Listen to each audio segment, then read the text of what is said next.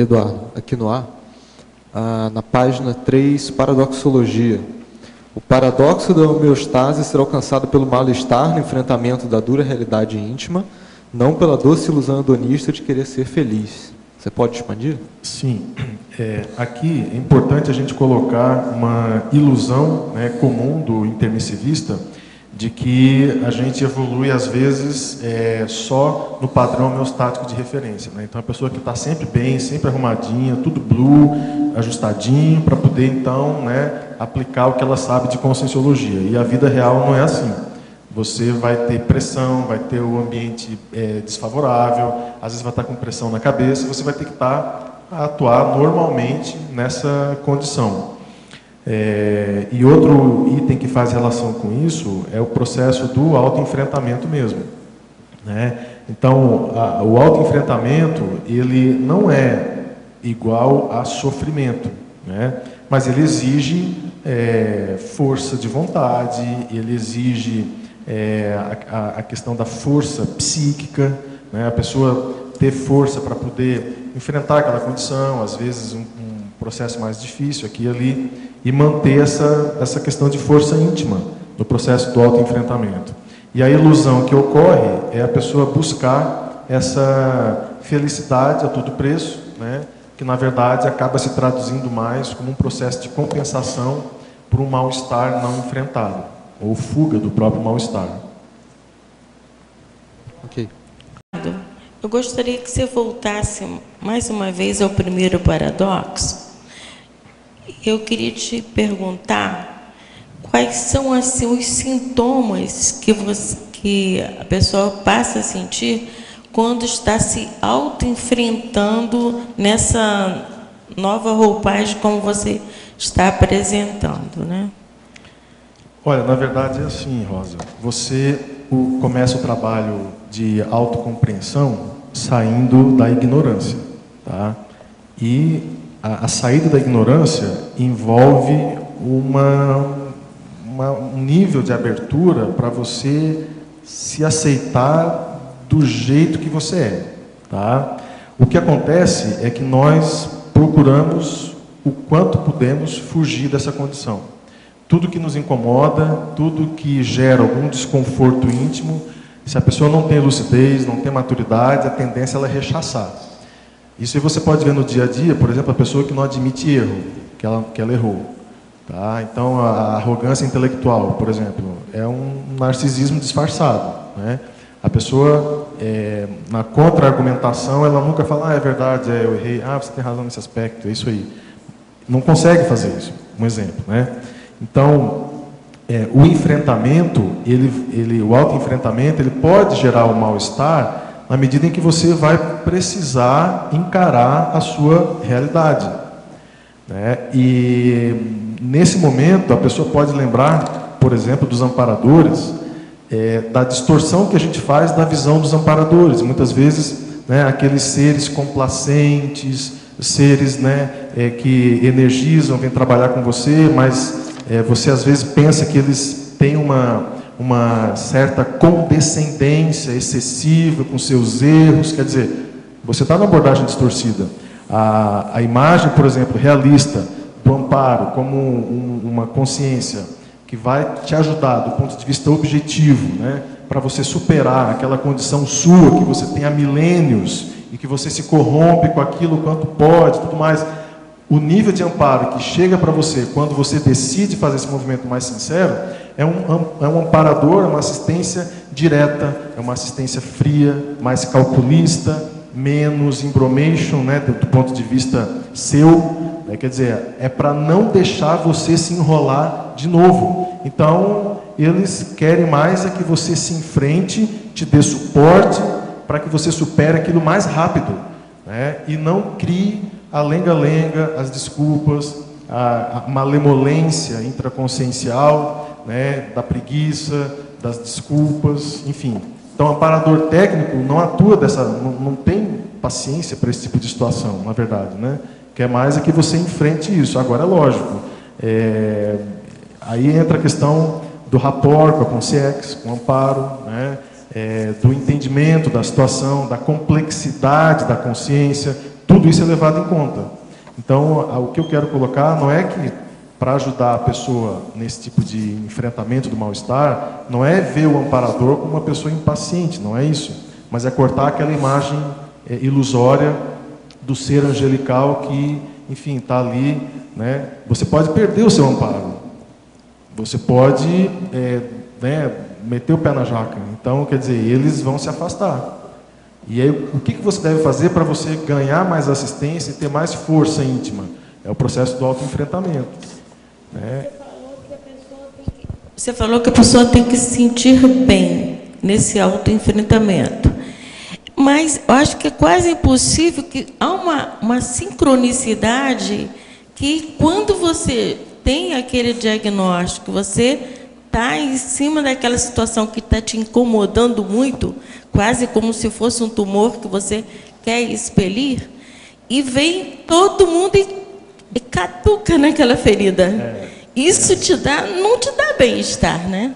Isso é bem difícil. Mas né? aí o que acontece? Se você está atenta a essa questão do padrão homeostático, você não cai na condição, entendeu? Você não concorda com o assediador. Eu até coloquei isso aqui, ó, na fatologia, as assimilações e descompensações momentâneas não alterando o humor da consciência mais lúcida. Qual que é o grande erro que a gente comete? Cair. Você concorda com os assediadores, entendeu? Esse é o erro. Então, se a pessoa se deixasse vitimizar, e ela vai direto para o assédio. Teve um SCP-2 que eu participei, do professor Fred, em Brasília, que a Consex começou o SCP-2 assim, a vitimização, não vitimizemos, ou alguma coisa assim. A vitimização inviabiliza toda a assistência. Só que, qual que é a nossa dificuldade? É entender, no nosso caso, ou seja, na minha intraconsciencialidade, o que é vitimização. Quando você vê alguém falando, o cara vitimizou, pois é, vitimizou, mas intraconsciencialmente, dentro da autocognição, você pensando o seu trafar, a sua situação, quando que eu vitimizo? O que é vitimização para mim? Esse que é o ponto, porque quando a gente vitimiza, você pode ter vitimizado por qualquer situação, uma situação X do dia, você caiu, abriu a guarda, perdeu o processo energético, nem percebeu. Quando você vê, você está de mau humor, está irritado, está assim, está assado e perdeu. Entende? E a questão da autocognição é isso, é mapear essas variáveis de forma mais objetiva. Entende? Menos romântica, menos malemolente, mais técnica, mais fria, entende? Nem por isso menos assistencial. Muito pelo contrário, muito mais assistencial. Então é aquela abordagem antirreligiosa, anti-taconiana, sabe? Mais técnica. Agora, Alver Betógrafo, Paradoxologia, página 3, primeira linha. Poderia abordar o paradoxo da homeostase ser alcançada pelo mal-estar no enfrentamento da dura realidade íntima? Então, é pela terceira vez, né? Mas reforçando um pouco mais. Tem que responder toda vez que perguntar de novo. Perfeito. Tá? Aqui é o seguinte, uma outra abordagem, né? A pessoa, o mal-estar, normalmente, a pessoa acha que pode ser uma coisa ruim. Pois é, tá? você acha que... Às vezes, no processo evolutivo, na questão do autoenfrentamento, o mal-estar pode não ser uma coisa muito ruim.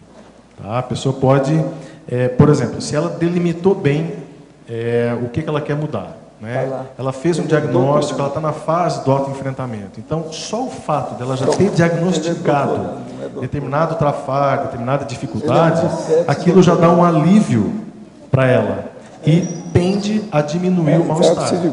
Tá? Então, essa questão que a gente coloca da dura realidade íntima é porque, de fato, a realidade intraconsciencial, ela não é uma seara assim, perfumada, tá certo? Mas ela, com o tempo, a pessoa vai entrando nos meandros, no entendimento maior dos seus próprios mecanismos, e aí ela alcança esse processo de maior homeostase, mesmo nessa questão da dura realidade. Isso dá muita força íntima para ela. Aqui também tem uma questão interessante, que é assim, não adianta você querer ser feliz, você tem que enfrentar né? Os seus problemas. Eu acho essa é outra questão também, né? Justamente, a pessoa busca felicidade a qualquer preço. E hoje em dia, na e não sociedade... encontra nunca, porque se não enfrenta uma lista, não vai nunca Exatamente. encontrar felicidade. E tem uma outra variável que não perguntaram ainda, mas que tem relação com isso, que é o processo do paradoxo do amor puro não nascer do romantismo, mas do autoesclarecimento frio. Essa ideia, eu estava no Serenário, lá no Espírito Santo, né? Passei os 3 dias lá. Quando eu saí, era quase 9 horas da manhã, 8h30 da manhã, já tinha escrito muita coisa, estudado muito o assunto, e aí a hora que eu abri a porta para sair, essa frase entrou na minha cabeça, que é o amor não nasce do romantismo, mas sim do autoesclarecimento. E aquilo foi um impacto, porque foram 3 dias ali exaustivos, né? As pessoas acham que o Serenário é um ambiente onde ele vai ficar lá levitando, e na verdade é um ambiente de autoenfrentamento, né? Mais sério. E essa frase gerou um impacto muito grande dentro de mim. E isso me ajudou muito a corrigir essa distorção, ou me levar para esse caminho da correção, dessa distorção de achar que as coisas que são efetivas, que funcionam, que são muito boas e que trazem muito retorno, são coisas só homeostáticas, sempre no azul, né? As coisas, às vezes, não é bem assim. A vida humana não é assim. Não funciona, às vezes, assim. Professor Waldo, no adendo aqui, Marcelo, você poderia comentar um pouco mais esse item no adendo, verpenologia? A propósito, vale fazer uma ponderação. Muitas consciências vão atrás ou recorrem ao evoluciólogo, porque todas lucram evolutivamente com tal atitude. Por onde vai o evoluciólogo, transpira verpons pelos parapós do psicossoma, expondo o próprio mental soma ou paracorpo do autodiscernimento. Assim, é natural e lógico o valor da sua força presencial. Quem não quer carregar a mala dele? Os evoluciólogos existem em número maior nesse planeta Terra e dão uma colher de chá do que os serenões quanto às comparações inevitáveis dos níveis evolutivos de tais consciências. E o melhor, independem se apresentam com paravisuais de macho ou fêmea. Então, o processo evoluciólogo para nós ele tem muito valor. Esse é o motivo que eu tenho o transmentor na condição de meu amigo raríssimo, dentro da situação toda. Eu tenho minha razão de ser. E já faz muito tempo que é assim. E para carregar as malas deles tem que prestar bastante serviço de assistência? Vamos ser bedel, né? Ajudar aquilo que for possível. Né? Um ajudante. Entende? Eu acho que vale a pena se pensar na evoluciologia com tudo isso. Hoje já tem muitos dados na enciclopédia sobre a evoluciologia. A pessoa hoje já pode entender. E eu também fiz um curso, né, sobre evoluciólogo, porque esse curso eles vivem publicando por aí afora, muita gente está estudando isso. Ali tem algumas noções assim básicas do processo da evoluciologia, dá para entender o que é. De uma certa forma, o evoluciólogo ele é uma tertúlia ambulante, então, né? Ele transpira verpom, onde ele vai, tem gente em torno e ele está movimentando. Agora, o que é interessante é que as verpons dele têm uma característica que a gente não falou aqui. Pessoal. Então, a verdade relativa de ponta sua é diferente da do Felipe. A do Felipe é diferente da minha. Ele vai direto aonde dói. Específico para cada um. Isso aí aumenta mais a freguesia. A clientela aumenta. O negócio é sério. Aonde eles aparecem. O nosso amigo transmentor, quando ele vem aqui extrafisicamente, tem sempre uma multidão atrás dele. É sempre assim. De modo que é muito importante. Outra coisa, um evoluciólogo, se ele faz uma observação sobre uma pessoa e tem gente do grupo da pessoa, aquilo serve para o grupo inteiro. Porque se o cara é do grupo, ele está entre os seus pares. Se está entre os seus pares, é porque tem mais ou menos a mesma reação. Ele está sempre trabalhando atacado. Pega de grupo. Agora, eu sigo muitas observações que ele fala. Sempre deram certo. Ele nunca errou. E às vezes é coisa assim tão óbvia e eu não vi nada, que não é vergonha, né? Eu morro de vergonha com certas coisas do transmentor. Entende? Eu fico ruborizado sem ninguém perto. Ninguém está vendo, eu estou roxo de vergonha. Existem mesmo essas coisas. Até hoje eu sinto isso tudo. Não fica pensando que eu sei as coisas todas. Não sei. O negócio não é fácil, é difícil. E olha, eu não sou masoquista. Eu não estou me vitimizando, não, estou falando a verdade. Oxalá fosse vitimização, mas não é. O problema todo é que não é. Professor, o que foi? Quando a pessoa ressoma, o evoluciólogo ele continua com a mesma observação dessa pessoa que ele tinha no extrafísico, ou isso tem um gap também? Não, ele está observando tudo. O que acontece? Ela dessomou, passou pela segunda dessoma. Mas qual o nível? Porque às vezes o cara nem chegou lá para ver, ele não tem ainda não teve nem capacidade de chegar lá. Foi direto à baratosfera ou qualquer coisa. E a gente pode dizer que o evoluciólogo ele conhece 100% de todos aqueles que ele orienta, professor?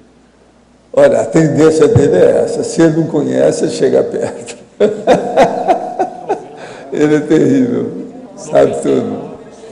Agora veja, quando uma pessoa se especializa, mesmo a consciência, ela se especializou. Certas coisas que para nós são difíceis, para ele se torna muito fácil. Porque ele já está especializado. Ele tem o domínio daquele domínio. É o domínio do domínio. Você está entendendo? É o domínio do âmbito, o domínio daquele universo. Ele já tem o domínio do domínio, entende? Esse é que eu chamo o domínio do domínio. Quando a pessoa tem o domínio do domínio, sai de baixo, não sobra nada. Então, com isso, o que você pensar já aconteceu, o que ele já viu. Ele já enfrentou, pelo direito salomônico, tudo quanto é questão que você pensar. Entendeu? Agora, ó, por aí é que vocês vão ver como é inteligente o negócio, que eu não falo muito nisso. Mas agora seria bom falar. É a TENEPS. A TENEPS é ótima para a pessoa ver a si mesma. As questões que tem na TENEPS, o tenepsista é obrigado a ver. Ele é obrigado a pensar naquilo. Isso é mais para ele, é para o tenepsista, não é para aquele povo. Entendeu? Eu geralmente evito de falar isso, mas agora que isso é matemático, é total. Agora veja, tenepsologia é o caminho da evoluciologia. É a interassistenciologia mais técnica, de mental soma, de autodiscernimento.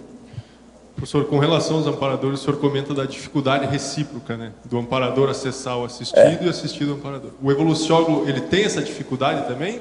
Ou ele já superou isso? Ele tem a dificuldade, mas ele não põe a mão na cumbuca, né? Ele fica de olho, né? Ele sabe o nível que a pessoa tem. Então, para ele é mais fácil. Ele, então, faz a omissão super. A omissão superavitária. Não, aí não adianta. Isso aí não adianta. Não adianta querer falar isso. Ainda não está na hora. Não, não adianta entrar agora. Não, esse não é o momento. Ele sabe tudo. Então, ele não é bobo, ele não perde tempo com isso. Eu tenho feito, ó, isso, suar de sangue, que essa aqui é a minha lista aqui, ó, devia escrever na testa. Devo suar sangue o tempo todo. Então, entende? Eu tenho feito a força danada para entender isso aí. Que essa aqui é a diferença. É o caminho. Entende?